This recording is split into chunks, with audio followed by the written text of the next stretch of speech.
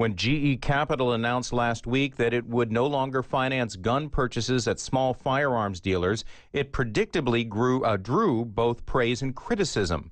But the company's own explanation of the move seemed to raise more questions than it answered. WNPR's Sujata Srinivasan reports.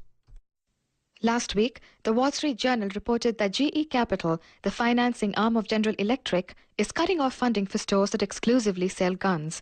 GE Capital spokesman Russell Wilkerson sent a statement to WNPR saying its decision was the result of industry changes, new legislation, and tragic events. The decision extends a policy put in place in 2008, but it will affect less than 75 retailers. That's just 0.001% of all gun retailers and a pebble in the ocean of the company's sales revenue. GE will continue to fund gun manufacturers and diversified retailers who also sell other goods.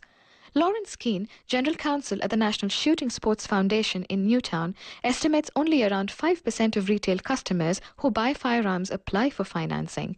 Someone buying a gun for a few $100s is not going to need it. The reality is it's really not used to purchase firearms at the small retailers, mom and pops. It was used by law enforcement officers to finance purchases of equipment, so they're actually hurting law enforcement members, or by folks who are purchasing safes to store firearms. So it also hinders the ability, to some extent, of individuals to properly and responsibly secure firearms. According to Keene, the market will continue to provide what customers want. More than 100 million civilians in the United States own over 300 million firearms, and manufacturers can't keep up with demand for some models. He says other financing companies have already approached gun retailers, offering to replace GE Capital as a source of funding. They're free to make their own decisions in the marketplace, and others will step forward. For example, when eBay stopped allowing the advertising of firearms on eBay, it created a market opportunity, and that's what gave birth to an entity which is a very large company now that has sort of become the eBay for guns. To the contrary, Liddy Carter, Managing Director of Enhanced Capital Partners, a private equity firm in Stamford and a GE shareholder, says the company is probably getting out of a segment where it does not expect much revenue growth. I think it's significant as a market indicator. I think General Electric, like any investor, is looking at the market for gun retail and understands that this is probably not a growing market when the vast majority of the American population has indicated that they really want a different set of limitations on gun sales. Not all customers are cheering. Some took to social media saying they're going to boycott all GE products in protest.